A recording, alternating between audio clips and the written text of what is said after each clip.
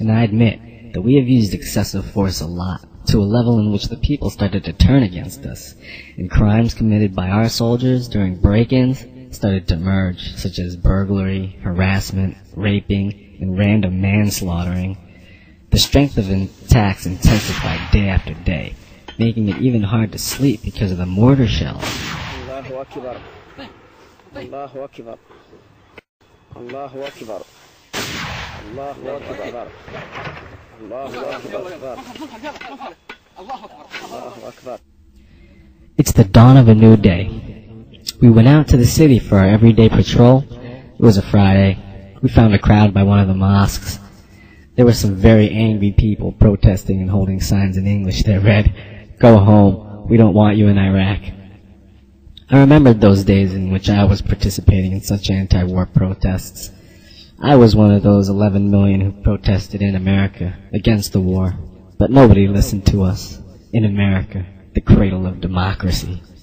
And the president even described us as focus groups.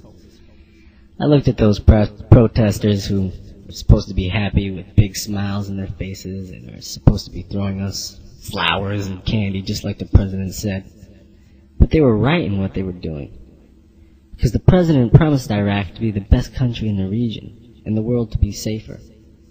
And that Iraqis would lead a life of democracy and freedom, which they were deprived of, and that we will reconstruct their country.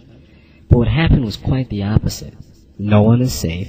The basic necessities of life are not available, in addition to what the reckless soldiers are doing to Iraqis, such as the torturing and humiliation we all saw in Abu Ghraib, which only shows part of the picture. What an ugly world is this. On our way back, we saw death once again when an IED exploded at the Humvee in front of us. I saw it fly up and flip on its side, killing a soldier and wounding the rest. I said, "Oh my God, what if our Humvee was a few meters ahead instead of that Humvee? Oh God, it's hell in here. If you don't get hit and killed, then you'll be living to wait for your turn. This phobia which you live is even more damaging."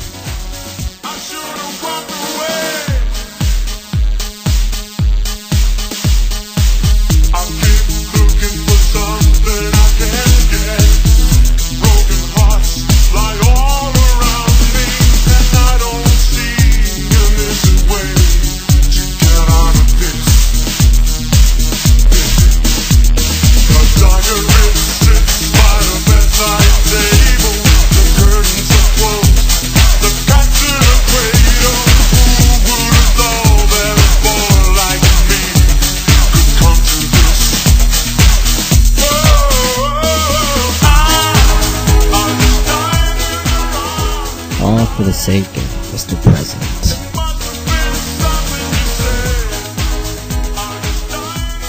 It was another sad day in which I saw death again. Until when will I stay in this hell? Why are we even here? The people hate us, and they still don't want our presence. A lot of the kids throw stones at us. We didn't find the weapons of mass destruction which they talked about. Even worse, our troops have used it against civilians in Fallujah. Is there any just cause for feeling like this? On the surface, I'm a name on the list. I tried to be discreet, but then Lord again. In the first 3 years, 2,314 soldiers were killed. In the very same period, 1,864 were killed during the Vietnam War. Can't we learn from our mistakes? I started to regret the day I enlisted for the Army, and I remember that awful day when the Pentagon recruiters came to enlist us and how I was convinced by what they said. I was told the Pentagon spends $2.5 billion yearly to recruit us, develop computer games for us to play, and then a few months later would send us to practice it on the battlefield. My God, isn't this money better off spent in New Orleans, or even on the poor in the South, or HIV prevention programs? But that guy's talk was full of promises, the scholarship, and job training, and everything they promised allured us to enlist.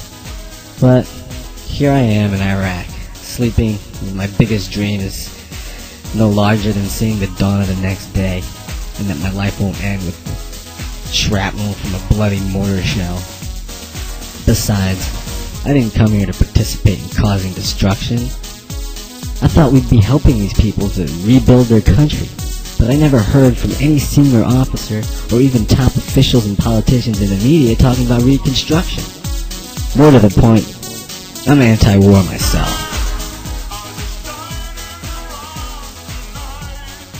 I only wish that I stood more firmly behind that. I didn't know that coming over here would change all my future plans, because I never anticipated nor imagined that it would be like this over here, or I would live in such a situation. I don't think this is what any American wants, to travel this far only to kill or be killed for nothing.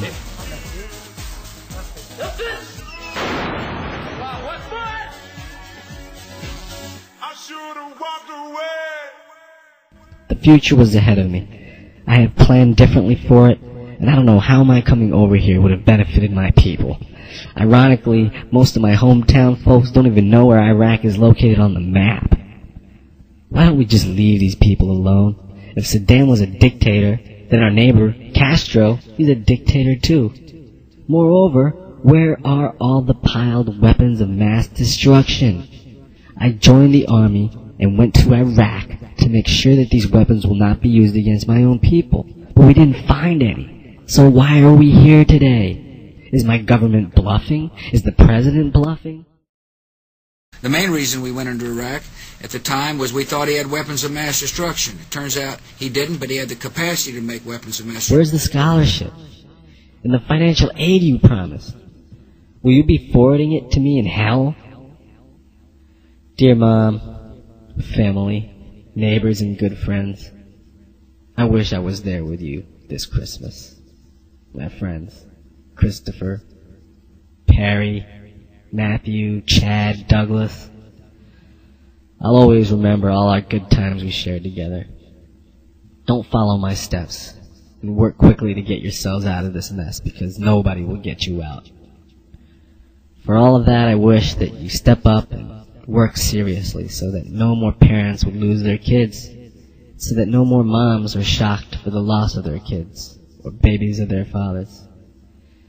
In the end, I regretfully quote the wise words of our friend Chris as he was leaving Vietnam, as his words prove that we learned nothing from our tragic experience there, but maybe his words would find an ear now.